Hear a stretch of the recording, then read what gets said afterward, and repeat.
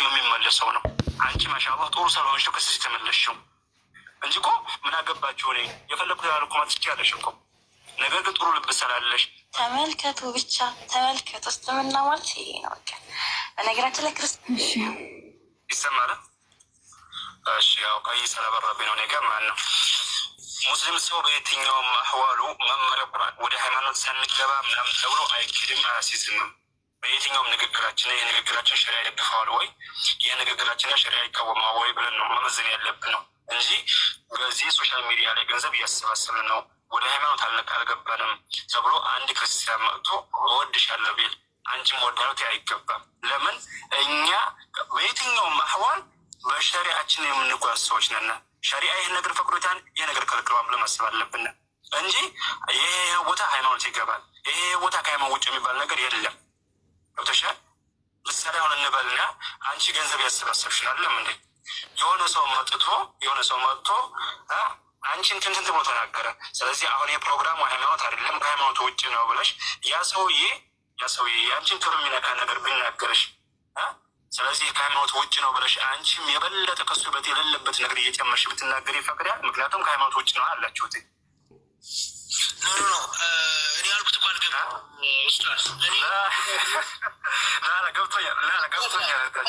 ገብቶኛል። ለመጣሽ ነው ያመጣሁልሽ ነው ተረቸሻለሁኝ። አንቺ ያልሻለሽው ገንዘብ እያሰባሰብን አንድ ክርስቲያን መጣ እወድሻለሁ ብትለኝ እኔም እወድሻለሁኝ። ለምን እዚህ ቦታ ሃይማኖት ሳይሆን ገንዘብ መሰባሰቢያ ወይንም እየተጫወትን ነው፣ ሃይማኖት ውስጥ አልገባንም ነው ያልሽ ያለሽው ባጭሩ። እኔም እያልኩሽ ያለሁትኝ አሁን እየተጫወትን ነው አይደል? እና አንቺ መጥቼ አንቺን የሆነ ነገር ተናገርኩኝ አይደለም እንደ ተናገርኩ ተጫወትን እኮ ነው። ስለዚህ አሁን አንቺ ጫወትን ከሃይማኖት ውጭ ነው እና አንቺን ደስ ብለሽ ነገር ብናገር በኋላ ሀይ የምትናገር ነገር ከሃይማኖት ጋር ተገዥዋለሽ ወይስ አይ ጨዋታ ነው ችግር የምች ትሄጅበታለሽ? አይ ማለት ጨዋታው በጨዋታው ሃይማኖት በሃይማኖት ነው የምነጋገርበት። ልሽ ሃይማኖት ራሱ የተቻለ ቦታ አጥር የለውም። ገብቶሻል? ንግግራችን የሚሆን ስራችን የሚሆን በሸሪዓ የተካባ ነው። ገብቶሻል?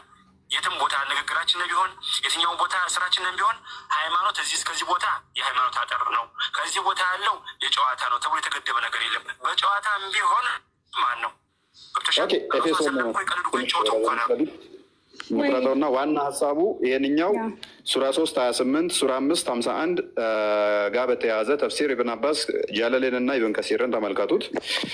ስቴጆች ላይ የፈርስ አይምን ሰከንድ ስቴጅ ላይ ነው አይደለ? ጲላጦስ ባልተሳሳት ሰከንድ ስቴጅ ላይ ያለውን እንዴት መተግበር እንዳለባቸው ነው። በፍጹም ጓደኝነት አለማድረግ ማለት ነው። ኦልሞስት 50 ሲሆኑ ጓደኝነት ማድረግ አይጠበቅባቸውም። በቃ ከዛ በፊት ይሄ መጽሐፉ ላይ ሜይ ቢ ያሳየዋል። እሱን ልታሳየኝ ይመስለኛል። ትቀጥላለች። ምንድነው እሱ? በፍጹም ክርስቲያኖችን ረዳት፣ ወዳጅ፣ ጓደኛ አድርጋችሁ አትያዙ የሚለው ነው። ተቂያ ስለተፈቀደ ስቴጅ 1 ላይ ከሆነ ግን ተቂያ ማድረግ ይችላሉ። እሱም ማለት ምን ማለት ነው? በከንፈራቸው እየሳቁላችሁ እኛ እኮ እንወዳችኋለን እያሉ እየዋሹ ከዛ በኋላስ በልባቸው መርገም ተፈቅዶላችኋል። 50 ከሆኑ በኋላ ጓደኝነት መያዝም አይጠበቅባቸውም።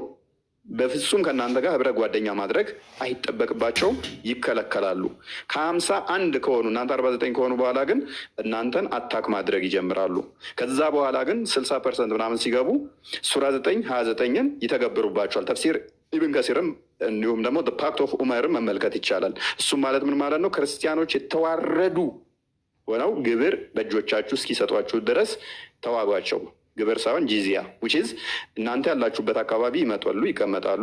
ከዛ ቁጥር እስከሚበልጧችሁ ድረስ የውሸት ተቂያ ይሰራሉ። ሱራ 3:28 ነው ባልሳሳት አይደለ? 3:28 ያ ተፍሲር ኢብን ከሲር ተቂያ እስከ ቅያማ ቀን የተፈቀደ ነው ይለዋል። ተቂያ ቅዱስ ውሸት ተብሎ ይባላል። እናንተ ሰፈር ሲመጣ እናንተ 100 ብትሆኑ ወይም 99 ብትሆኑ ብቻውን ከመጣ እስከ እናንተ እኩል እስከሚሆን ድረስ የውሸት እኔ ወዳችኋለሁ ብትሰድቡት አይሰድባችሁም፣ ብትረግሙት አይረግማችሁም፣ ብትጠሉት በቃ እንደዚህ ብታሳዩት ምንም አይነት እንደዚህ አይነት ነገር አያሳያችሁም። እኛ እኮ ፍቅር ነን፣ ለእናንተ እንወዳችኋል። ልክ ቁጥር አቻ ሲሆን ይሄ ነገር ይከለከላል፣ አብርጌት ይደረጋል ማለት ነው። ከዛስ ጓደኝነት ይቆማል። ከዛ በኋላ ያለው ምንድነው? 3ኛው ስቴጅ አታኪንግ ነው። ምክንያቱም ምድር ሁሉ የአላህና የመሐመድ ነች ስለዚህ ሰዎች ሁሉ ላኢላሃ ኢለላህ ሙሐመድ ረሱሉላህ እስኪሉ ድረስ እንድዋጋ ታዝዣለሁ፣ ምድር የኔና የአላህ ብቻ ነች ስላለ ያን ይተገበርባችኋል።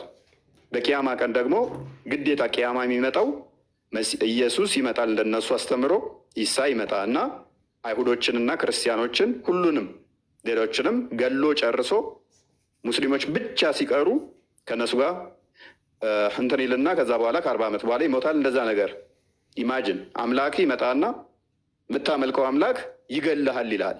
ይገልህና ከዛ እኛን ከእኛ ጋር ያስተዳድራል። ከዛ ራሱ ደግሞ ይሞታል። ከዛ በኋላ ቂያማ የሚመጣው። ኤኒዌይስ ቀጥይ። እሺ አጠር አድርጊውና። እሺ መልካም። ዛሬ አንድ መጽሐፍ ልጋብዛችሁ ነው። ይሄ መጽሐፍ ነው አልወላ ወልበራ ይባላል። ጸሐፊው በብዕር ስም የጻፈው መጽሐፍ ነው እና ብዙ ጊዜ የመጣችሁ እስልምናን ለምታሞጋግሱ ኦርቶዶክሳውያን ምሳሌ ደግሞ ኦቨርኦል ክርስቲያን ተብላችሁ የምትጠሩ ሰዎች ፕሮቴስታንቶችም ሊሆን ይችላሉ፣ አሊያም ደግሞ ኦርቶዶክሶችም ጭምር ሊሆን ይችላል። የመጣችሁ እስልምና የመቻቻል እምነት ነው ብላችሁ የምትነግሩን ወንድሞችና እህቶች ለእናንተ ነው። በተለይ አልወላ ወልበራ ይባላል። ከፈለጋችሁት በፒዲኤፍ ቴሌግራም ላይ ያስቀምጥላችኋለሁ። ቻናሉ ላይ ገብታችሁ ቼክ ማድረግ ትችላላችሁ።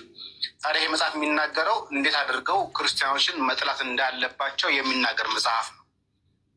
ርዕሱ ራሱ ለአላህ ብሎ መውደድ እና መጥላት የሚል ትርጉም ይይዛል ብዙ ጊዜ ላይ። ስለዚህ 2 ነጥቦችን ብቻ ላንብብላችሁ እንዴት አድርገው እንደሚናገሩ። መግቢያው እንዳለፋችሁ ክፍል 1 ላይ መግቢያ ላይ እንደሚናገረው በተለይ ከክፍል 1 ጀምራችሁ ስትመለከቱ በጣም የሚገርማችሁ እና የአልወላና ወልበራን አስፈላጊነትን አሳሳቢነት ብሎ ያስቀምጠዋል። እና ምንድነው የሚለው እንዲህ ይላል። የተውሂድ የመጀመሪያው ሩኩን ወይ ደግሞ መሰረቱን እና በጣዖት መካደን ሲሆን ካፊሮችንና ሙሽሪኮችን ጠላት ማድረግ ግዴታ ነው። ከአላህን ከማመን ሲቀጥል ወይ ደግሞ ትይዩ የሚቀመጠው ሙሽሪኮችንና ካፊሮችን መጥላት ነው ይላል። ገና ገጽ 8 መግቢያው ላይ የሚናገረው 1.1 ላይ 1.1 ላይ የሚናገረው እሱ ነው። እነሱን መጥላትና ከእነሱም መጥራት ንጹህ መሆኑን ያስገድዳል። አንደኛው ይሄ ነው። ሁለተኛው ደግሞ ያስነዳቸው ዛ ሁለተኛ ብሎ የሚያስቀምጠው ላይ ሙእሚኖችን ወዳጅ ማድረግና ካፊሮችን ጠላት ማድረግ ከኢማና መሰረቶች ውስጥ አንዱ ነው ይላል።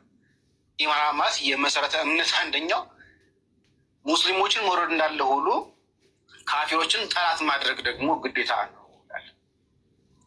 ስለዚህ ካፊሮችን እንዴት መጥላት እንዳለባቸው የሚናገር ነው። በነገራችን ላይ ሶስተኛውን ደግሞ ላንብብላችሁ። የሙዋራትና ሙዓራት ይላል። አሳሳቢነትና ማለት ወዳጅ ማድረግና ጠላት ማድረግን አሳሳቢነት ከሚያሳዩ ነገሮች አንደኛው መወዳጅነትና መወዳጀት ለእስልምናው፣ ጠላት ማድረግ ደግሞ ለእኛ የሚናገር ነው። ማድረግ የኢማን ጠንካራ ገመድ ነው። ስለዚህ መሰረታዊና ጠንካራ መንገዶች ከሚባሉ ዋነኛው ሙስሊሞችን መውደድ፣ ሌሎችን ደግሞ መጥላት ማሳየት ነው። 4ኛ ነጥብ ደግሞ ልገምላችሁ ከፈለጋችሁ መወዳጀትና ጠላት ማድረግ ከሸሪዓው ያለውን ትልቅ ደረጃ ከሚያሳዩ ነገሮች ውስጥ አንደኛው አልወላ ወልበራ ኢማናን ለመጨመርና ጥፍጥናውን ለመቅመስ ትልቅ ሰበብ ይሆናል። ሙስሊሞቹን መውደድና እኛን መጥላት ጥፍጥናው ማወቅ አለባቸው። እየጠላችሁ ሰውን እንዴት እየጠላችሁ ማወቅ አለባችሁ። ጥፍጥናውን የእስልምና ጥፍጥና ሙስሊሞችን መውደድ ሌሎችን መጥላት ነው ብሎ የሚናገር ነገር። ስለዚህ እየመጣችሁ በጣም ብዙ ነጥብ ያለ 5ኛውን መቀጠል እንችላለን። ትልቁ ደረጃ እንደውም ይላል ግልጽ የሚሆንባቸውን ነገሮች ውስጥ አንደኛው ሰውየው ሙእሚኖቹን በመወዳጀቱና ካፊሮቹን ጠላት በማድረጉ ነው ይላል። ሙእሚኖች የሚላቸው አማኞችን ወዳጅ ማድረግ መውደድና ካፊሮች የሚላቸው ደግሞ ከሙስሊሞች ውጭ ያሉትን አካላት ደግሞ ጠላት ማድረግ እንዴት እንዳለባቸው የምናገር ነገር ነው። ሂድበት ጨርሷል። አፋ የምትናገረው ነገር ካለ እሺ፣ እናመሰግናለን። ያው አስቀድመን ያልነው ነው ቁርአኑ ላይ ስላለ ቁርአኑን ተመልከቱት። 328 ተፍሲሮቹን ይዋቸው። ከክርስቲያኖች እና እንትኖች ጋር በፍጹም ጓደኛም ሆነ ምንም መሆን እንደሌለባቸው የሚናገር ክፍል ስለሆነ እንዲሁም ደግሞ 5ኛው ሱራ የማዕድኑ ምዕራፍ 51ኛውን አያ ተመልከቱት። ሀዲስ ደግሞ ሳይ ሙስሊም 21 ተመልከቱ። 22 ላይም አለ። አይ ቲንክ ቡሃሪ 25ኛውም ላይ አለ። ሙሐመድ ሰዎች ሁሉ በሱና ባላህ እስካላመኑ ድረስ እንዲጋደላቸው እንደታዘዘ እና ምድር ደግሞ የምትገባው የማነች ብሏል? የኔ ነች፣ ንብረትነት ማለት ነው፣ የኔ ነች። ስለዚህ የእሱ ከሆነ ምድር አንተ ደግሞ ቆሻሻ ነህ። ምክንያቱም 9:28 ላይ ሙሽሪኮች እርኩሶች ናቸው ስለሚል ማለት ነው። እርኩስ ስለሆንክ አንተ ታቆሸዋለህ ነው እና ለዛ ነው ኢሳ መጥቶ መጨረሻ ላይ ከዛ እነኝህን እርኩሶች ገድሎ ይጨርስና ክርስቲያኖች ብቻ ይቀራሉ ይላል። ሙስሊሞች ብቻ ይቀራሉ። እንደነሱ አስተምሮ ሁሉንም ገድሎ ይጨርስና ሙስሊሞች ብቻ ይቀራሉ። ይህ ስድብ ነው። ስለዚህ ጦርነት በተነሳ ቁጥር እንትን የሚሉት ለዛ ነው። ኤኒዌይስ ማማ የምታሳያችሁ ነገር አለ መሰለኝ። ቀጥይ።